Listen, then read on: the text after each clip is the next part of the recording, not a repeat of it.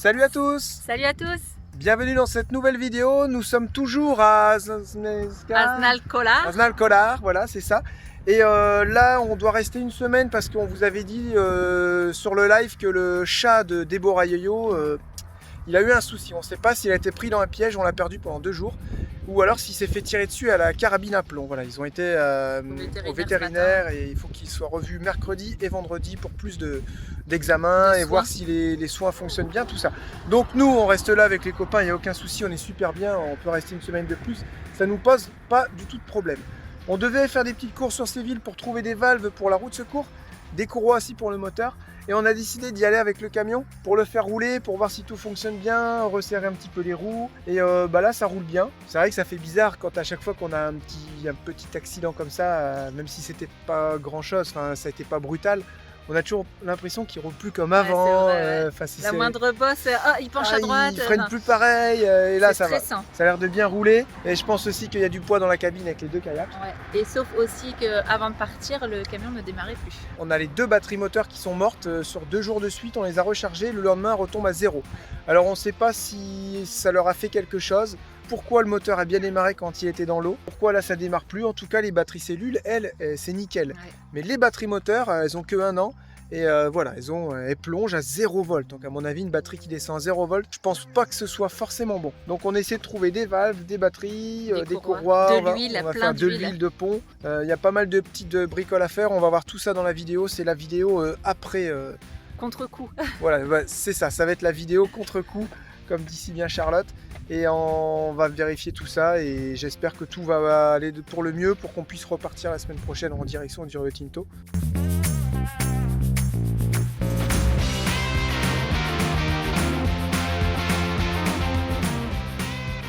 On a de l'eau qui est rentrée dans le pont arrière, donc avec Yo-Yo, ce qu'on a fait, c'est qu'on a démonté les petites soupapes comme une petite cocotte minute avec une petite rondelle en caoutchouc et un petit ressort. Et en fait, l'eau normalement ne peut pas rentrer, mais la pression peut sortir du pont, sauf que avec les années, ça s'est mis à plus fonctionner. Devant, normalement, on a vérifié, il n'y en a pas, mais on va recontrôler avec Yo-Yo. On a supprimé cette petite soupape, on a rentré un tuyau dedans, qu'on a remonté vachement haut, comme ça, si jamais le camion il va dans l'eau, normalement, ça ne devrait plus prendre l'eau. Au cas où, on les a mis accessibles pour qu'on puisse les boucher. Si jamais on a un passage qui est vraiment compliqué à faire et qu'on doit vraiment aller dans l'eau, on pourra les boucher et on se rassure avec ça qu'il n'y ait pas du tout d'eau qui rentre dans le pont avant ou le pont arrière. Et on va contrôler aussi la boîte de transfert. Voilà, ce petit tuyau là il remonte assez haut et en plus on a fait une boucle. Normalement l'eau ne pourra pas monter dedans et redescendre dans le pont. On a fait pareil à l'arrière. Là on se rend mieux compte, vous avez le petit tuyau qui passe, qui va jusqu'en haut, qui fait une petite boucle. Et là on est en train de vidanger parce que regardez, une bonne petite mayonnaise. Voilà. Et j'ai roulé quoi? 500 mètres et ça a fait de mayonnaise. Donc si vous voulez faire une bonne mayonnaise, même si vous avez vos règles, il faut mettre de l'eau. Il faut demander à Jérémy. Avec de la 80-90. Par contre, je sais pas si c'est bon en salade. Cela dit, moi quand j'ai mes règles, j'arrive à faire la mayonnaise. Ouais, c'est une légende urbaine ça encore. Voilà, donc on a remis un petit peu d'huile. On va refaire la vidange là dans peu de temps. Ouais. Bah oui, faudra que tout. Vaut mieux bouffer 10 litres d'huile et pas casser le pont. Je sais pas ce que ça risque. Est-ce que l'eau, mais est-ce qu'il reste un petit peu d'humidité? Est-ce que ça va réussir à l'évacuer? Est-ce qu'il faut absolument que ce soit sec? Voilà, ça je sais pas. On verra par la suite, mais par mesure de précaution, on va faire 2 vidanges de pont. Par mesure de précaution. Par mesure de sécurité, nous allons faire 2 vidanges de pont. L'eau est rentrée par les grilles d'aération qui sont tout en haut des coffres. À aucun moment, je me suis dit, on ira aussi haut dans l'eau. En même temps, c'était pas fait exprès. Donc, j'ai envie de dire, personne ne pouvait savoir. Maintenant, une fois que c'est fait, on peut dire, fallait faire ci, fallait faire ça. Voilà, c'est fait, c'est fait. Hein. Mais le camion, il a quand même bien tenu, je trouve. Faut savoir que toute l'installation est quand même restée 20 heures dans l'eau, branchée. Grave. Avec les panneaux solaires qui rechargeaient les batteries. Non mais c'est un truc de dingue. On aurait dû tout débrancher, mais on pouvait pas, c'était dans la vase. Emails that I haven't read. Got a brake pad squeaking that I gotta check, but I don't mind it.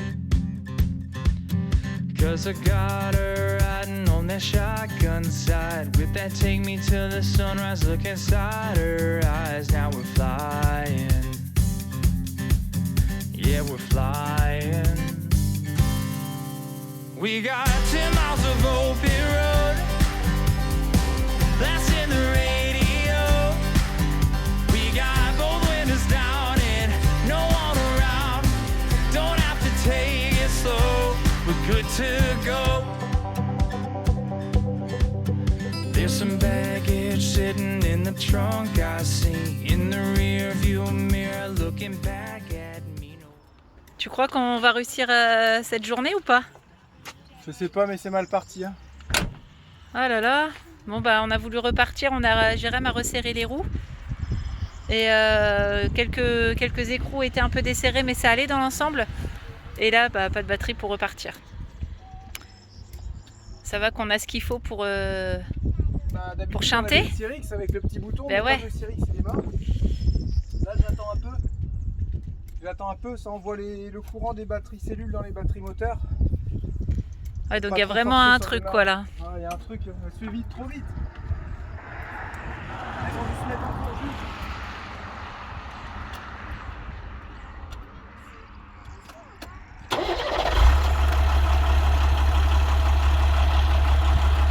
Ouais, on peut chanter nous-mêmes, ça c'est bien. Ouais, ça c'est bien, ouais. Bon alors on se retrouve ce matin. Hier on est arrivé, on s'est reposé sur notre spot. Il y avait personne, on avait de la chance. Et il était environ 22 h et les copains ils nous avaient attendus, ils avaient préparé tous des légumes, tout un repas à faire sur le wok au feu de bois. On est arrivé, ils ont mis tout ça à cuire, on s'est régalé. Et on s'est couché, il était au moins 1 h du matin. Donc là on a passé une bonne nuit. On va voir si le camion il démarre. Parce que je vous avouerai qu'hier on a été dans les garages poids lourds, c'était pas pratique avec le camion. On n'a même pas pensé à regarder aux batteries. La seule chose qu'on a trouvé, on a fait toute une journée et on a trouvé juste les courroies d'alternateur. Donc un petit peu déçu de ce côté-là. Mais comme on pensait que c'était le relais, on s'est dit on va attendre un peu pour être sûr que ce ne soit pas les batteries.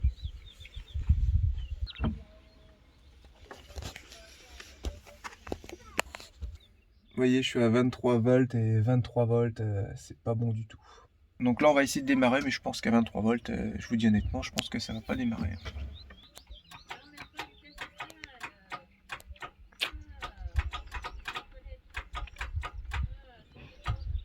Bon là mon relais fonctionne bien parce qu'on entend le démarreur, mais il y a tellement pas de puissance que... Malheureusement, voilà, et ben les 2 batteries moteurs sont fichues. Et c'est embêtant. Et j'ai réfléchi à tout ça. Et je me suis dit, est-ce qu'on peut pas faire plus simple? Est-ce que je peux pas faire tourner mon camion sur mes 4 batteries cellules?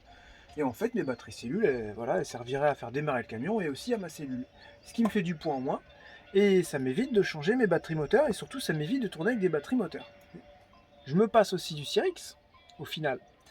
Vu que c'est des batteries qui ne sont pas de la même catégorie, celles-là se déchargent beaucoup plus vite. Enfin, voilà, c'est des batteries, en plus c'est des batteries bas de gamme, les batteries moteurs que j'avais là. Donc depuis qu'on a plus ces batteries là qui sont branchées, depuis que le Cyrix ne les met plus en réseau, on tient beaucoup mieux, on tient beaucoup plus longtemps. Donc on s'est posé la question. Alors on pensait que les batteries, on a eu une petite crainte au niveau des batteries cellules, est-ce qu'elles sont faites pour accepter des gros courants de décharge quand on actionne le démarreur? Donc les batteries moteurs, elles sont données à 800 ampères, vous savez l'ampère de démarrage, et celles-là sont données à 4000. Donc j'ai appelé My Shop Solaire, ils m'ont dit aucun souci, ces batteries là voilà, elles sont à 4000, donc 4000 ampères en courant de décharge instantané, voilà, tu peux y aller sans souci. Au final je risque pas grand chose. L'avantage c'est que quand je vais rouler, il n'y a plus de Cyrix, donc ça va recharger mes batteries cellules. Si je vide mes batteries cellules, je vais avoir un petit souci, je pourrai plus démarrer. Donc ça va être à moi de régler maintenant mon installation pour qu'à mettons à 24,4, elle coupe. Je n'ai plus de jus nulle part, mais vu que j'ai encore 24,4 volts, je peux toujours démarrer. Voilà, si vraiment ça va pas, je sors le groupe, je le branche, ça recharge les batteries pendant 1 heure, 2 heures, et puis après je peux démarrer. Voilà, c'est le seul souci. Bon, écoutez, on va essayer et on verra les retours que ça donne. Je comprends pourquoi ils ont inventé les visseuses. C'est bon papa, c'est bon. C'est bon? Oui. Voilà, donc lui, lui il a pas aimé en fait. Hein. Il est rempli d'eau. Ah bon? Ouais. Ah ouais, il y a de l'eau. Déjà il y a des gouttes un peu partout. Donc voilà. Et c'est ça le Cyrix, vous voyez? Vous avez un plus batterie cellule et un plus batterie moteur. Lui avec son petit circuit imprimé, il détecte quand il faut faire le contact, suivant la tension de vos batteries. Et puis là il fait clac. Ah! T'es sérieux? Et là il fait clac et il jumelle vos batteries. Une fois qu'il y a la tension qui baisse dans l'une ou dans l'autre, clac, il isole vos deux circuits. Donc lui on n'en aura plus besoin. Voilà. Voilà, c'est ça. C'est un petit fil en cuivre ici qui a dû se couper. Ah, Bien voilà, séché. un petit fil de cuivre qui a coupé ici avec Ah l'électrolyse. bah voilà. Voilà, on sait d'où ça vient.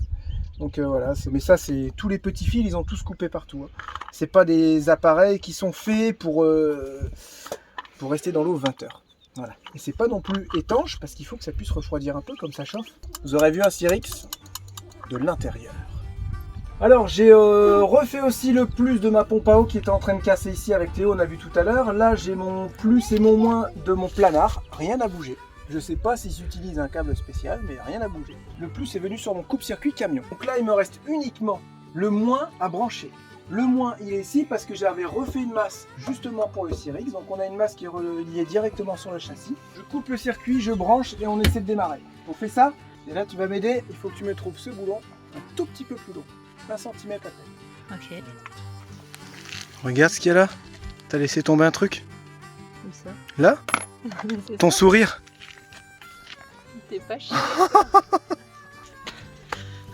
Bon là l'installation commence vraiment à se simplifier. Hein. Moins d'emmerde aussi. Ça sert à rien. Ça sert à rien. Ça sert à rien. On va essayer de démarrer. Attention, on va mettre le contact. Lui, ça sert à rien.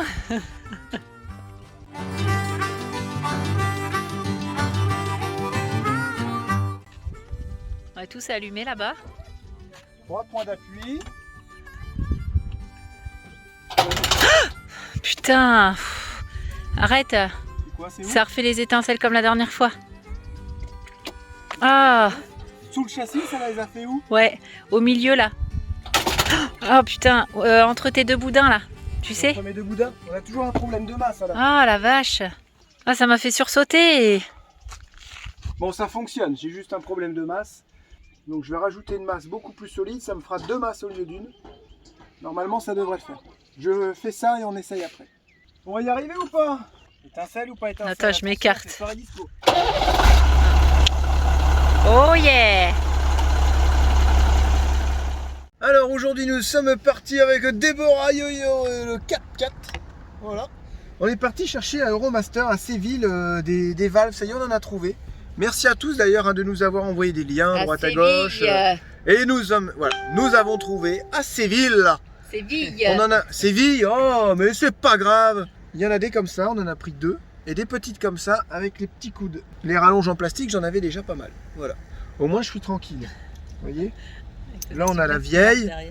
Et là on a les neuves. Voilà, tout ça, ça nous a coûté 40 €. Ouais, ça Et va. franchement, c'est pas cher payé. Même si on s'en sert pas, on sait qu'on les a quoi. Voilà. Hein? Pourquoi ton essuie-glace fonctionne sinon? On est parti? Allez. On se trouve à un petit magasin, c'est Family Cash, on aime bien ce magasin là parce que c'est pas très cher. Et voilà. Des feux pour la remorque. Et il faut des feux aussi. Et pourquoi on n'a pas demandé Euromaster là? Ils en ont pas, des feux de remorque. Voilà, faut qu'on trouve des feux de remorque pour la caravane de Déborah et Yo-Yo. Ils galèrent 3 heures à trouver des valves. Pourquoi t'as cassé les feux? Pourquoi moi? C'est la faute de Frédéric et Jessica. Ça fait plusieurs jours que je me torture l'esprit à savoir qu'est-ce qui aurait pu faire que j'ai dévalé un petit peu la pente comme ça. Je devais descendre une pente qui était comme ça et assez penchée. Donc j'étais obligé d'arriver tout droit pour arriver auprès du lac et tourner un peu sur la droite pour rejoindre un emplacement. Sinon je pouvais passer au-dessus et ça faisait pareil en fait, ça dévalait et moi comme j'étais de ce côté-là, je suis passé par ici. J'étais en petite vitesse, en deuxième et c'est vrai que aller 4 mètres avant l'eau, c'est là où il fallait que je tourne. Et là, je suis passé en première. Est-ce que c'est moi qui ai fait une erreur dans mon changement de vitesse? Je sais pas. Toujours est-il que le camion n'a aucun souci de frein, il y a tout qui fonctionne bien.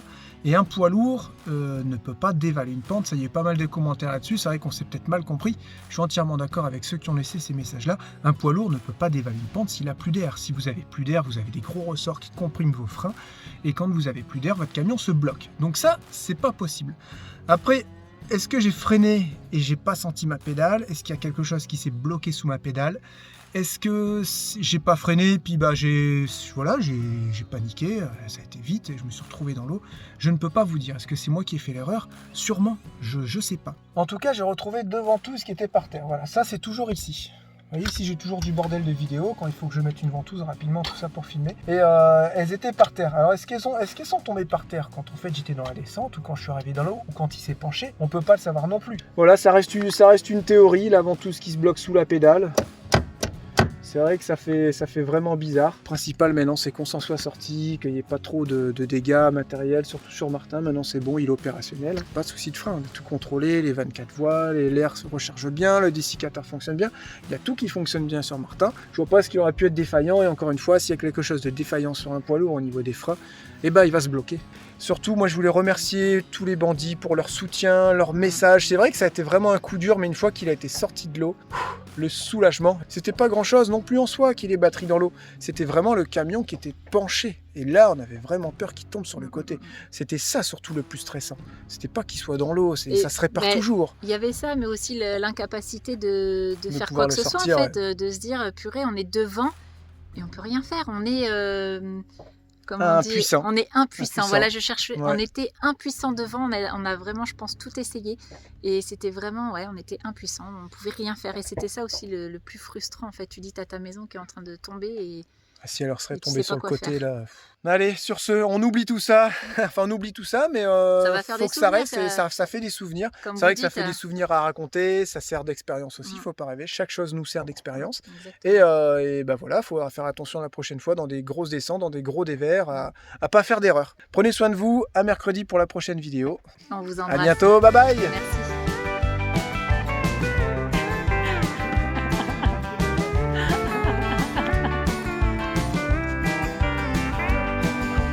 I've been chasing down this dream for as long as I've known.